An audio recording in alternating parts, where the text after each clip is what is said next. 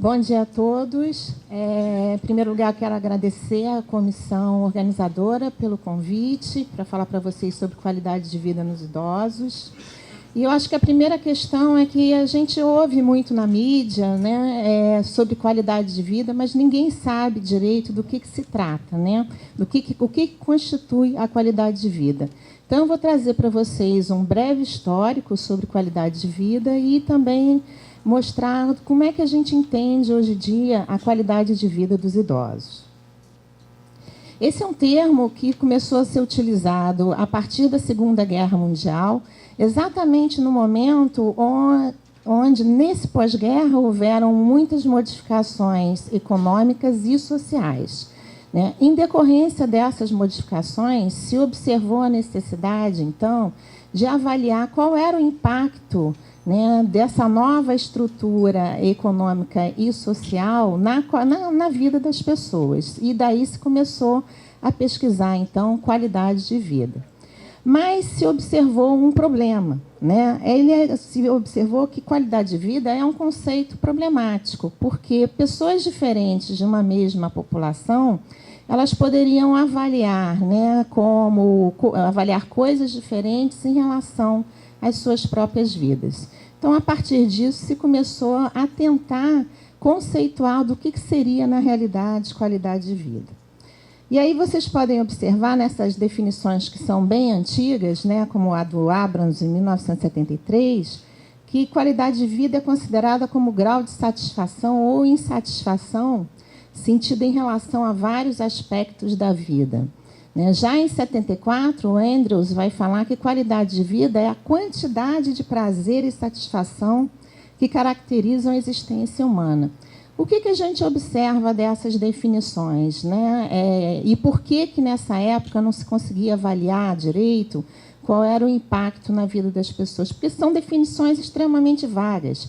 Satisfação, quantidade de prazer, né? Existência humana, a vida, né? Não dá para a gente avaliar muita coisa com esse tipo de definição. Então, tentando, né, dirimir essa problemática, a OMS, em 95, ela estabelece uma definição que se tornou padrão até hoje.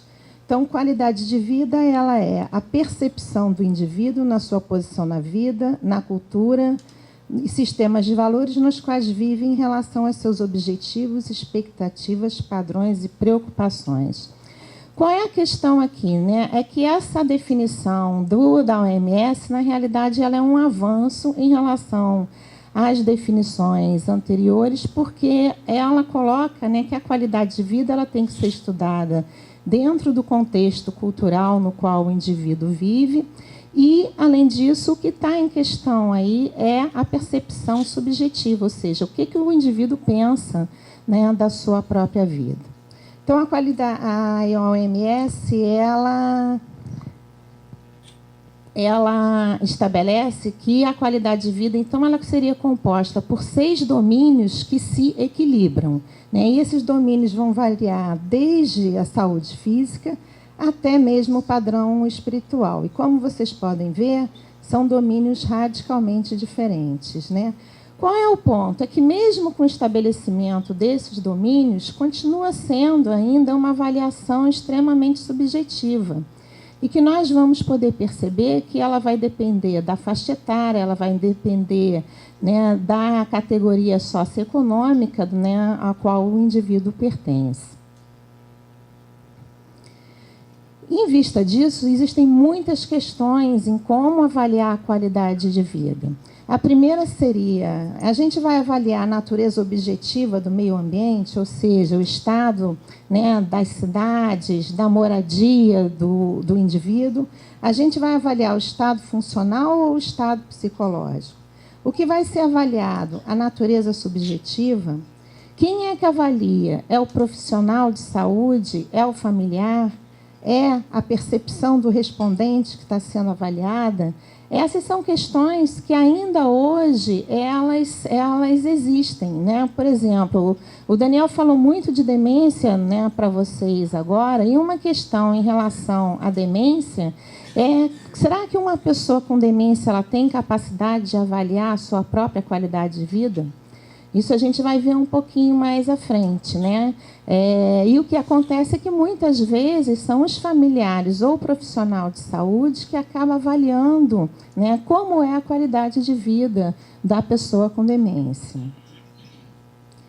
Em vista disso, o que a gente observa? Que diferentes categorias etárias, diferentes características e diferentes níveis de saúde, eles vão implicar em diferentes prioridades.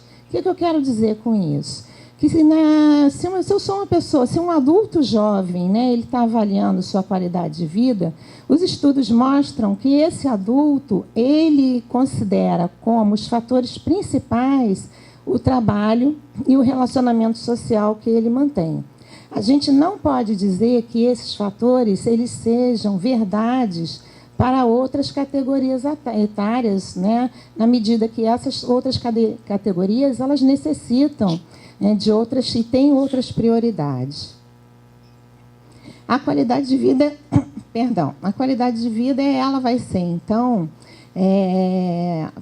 ela é determinada pela relação entre os indicadores sociais, né, que vão variar desde o transporte até as relações interpessoais, e os indicadores pessoais, que vão variar desde a satisfação com a vida até a saúde.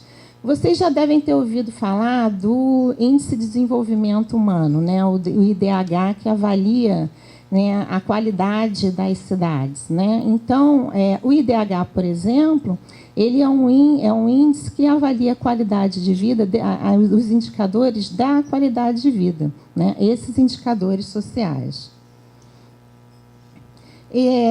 Eu trouxe aqui para vocês verem como isso é complexo. Esse artigo ele é um pouco antigo, é de 1999, mas ele é muito interessante porque ele mostra a complexidade da qualidade de vida, né?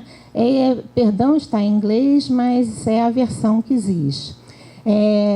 Ele vai falando do paradoxo da deficiência. O que se trata isso, né?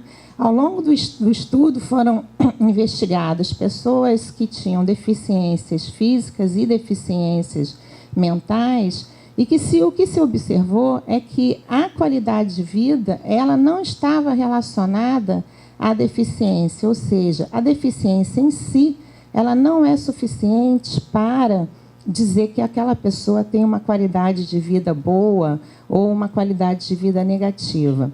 Isso porque essa qualidade de vida ela vai ser dependente das experiências que o indivíduo tem com a deficiência, né, do tipo de relacionamento social que ele mantém e do contexto sociocultural no qual ele se insere.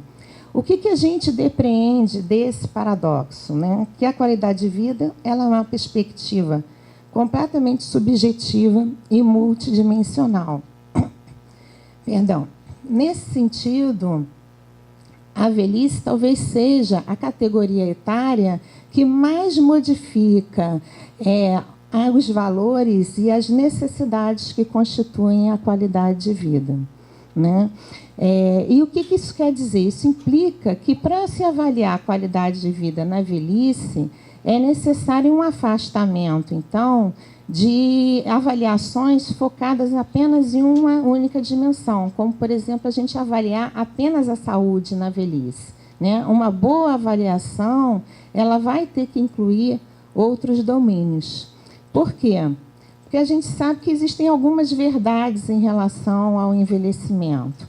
A primeira é que todo mundo envelhece, né? Se a gente não envelhece, a alternativa não me parece que seja muito agradável, não tem saída. A segunda é que todo mundo aqui, né, envelhece de uma forma diferente. Não, nesse sentido, o envelhecimento ele é considerado como particular, né, ou seja, né, relacionado à maneira como cada um vai lidar com as mudanças no corpo e com as mudanças na vida em geral. Além disso, a gente sabe que no envelhecimento existem modificações que são cognitivas, comportamentais, motoras, né, nas atividades atividades de vida básicas e nas atividades instrumentais. né? Isso não necessariamente relacionado à doença. Mesmo no envelhecimento saudável, a gente vê algumas dessas modificações. E essas modificações todas, elas vão impactar na qualidade de vida das pessoas idosas.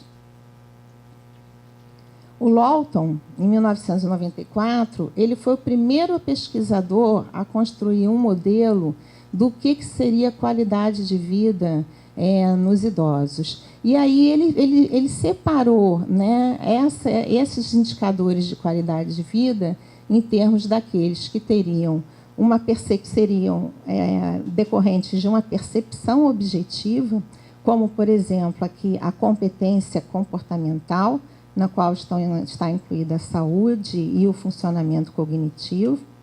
O ambiente objetivo também seria alvo dessa percepção objetiva, né? E aqui se inclui a situação financeira, dos fatores relacionados a uma percepção aí mais subjetiva, né? Ou o grau de satisfação com a vida e o bem-estar psicológico que esse indivíduo pode ter com a sua própria vida.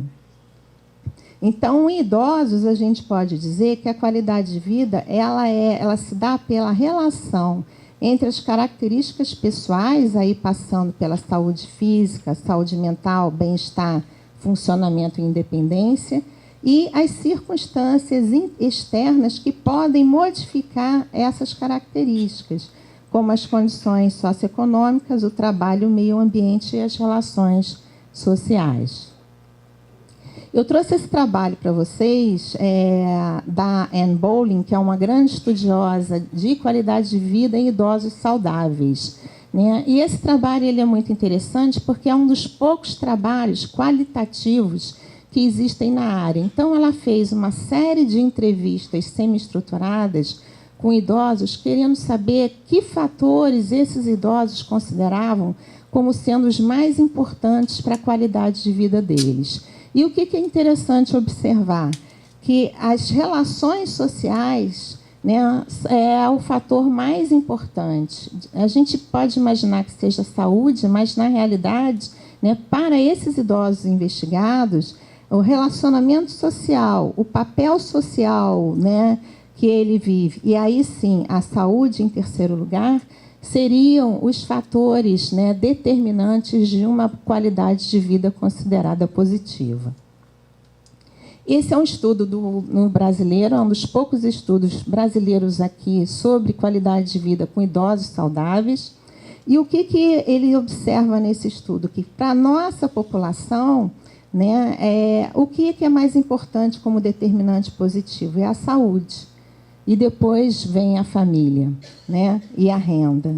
E como determinante negativo da qualidade de vida, também a saúde. Se nós formos comparar esses dois estudos que investigam determinantes de qualidade de vida, nós vamos poder ver claramente a influência do contexto cultural. Ou seja, o que é importante para uma cultura, não podemos dizer que seja o mesmo indicador, né, de avaliação de qualidade de vida para outra.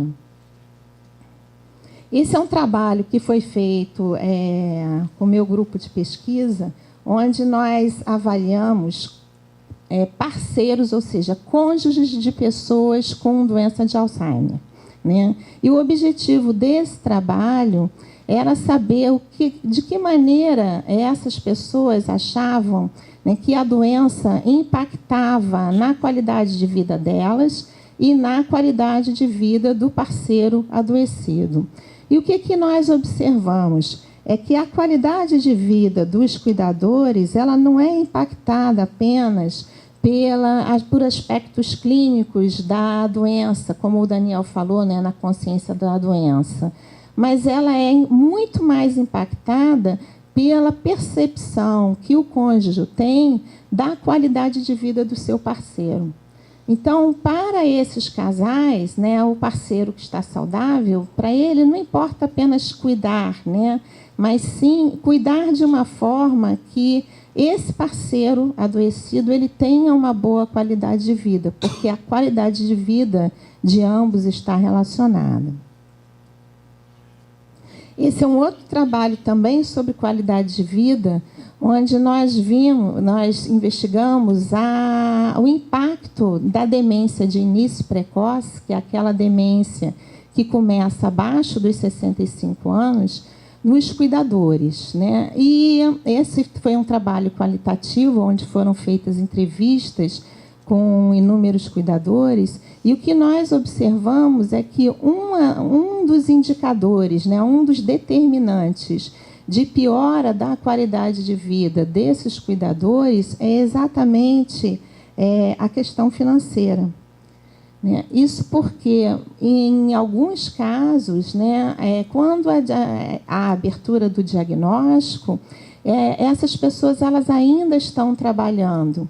Então, nesse sentido, né, há uma queda financeira e a necessidade da família se organizar. E isso vai impactar diretamente a qualidade de vida dessas pessoas. Então, para terminar, né, o que a gente pode dizer? Que a avaliação da qualidade de vida ela não pode se restringir apenas à saúde em idosos, né? Que existem fatores que são muito mais amplos, como nós vimos em termos do relacionamento social e até mesmo da renda. Né? Na medida em que a gente tem um melhor conhecimento das características desses diferentes grupos, como, por exemplo, né, esse trabalho que foi feito com os cônjuges, ou seja, com casais idosos, isso nos dá um melhor, né, cabedal, né, de ações, né, desenvolvimento de ações que possam ser direcionadas a essas dimensões diferentes da qualidade de vida. Então, eu quero agradecer a vocês a atenção e eu deixo aqui o meu contato para quem quiser depois alguma outra informação. Obrigada.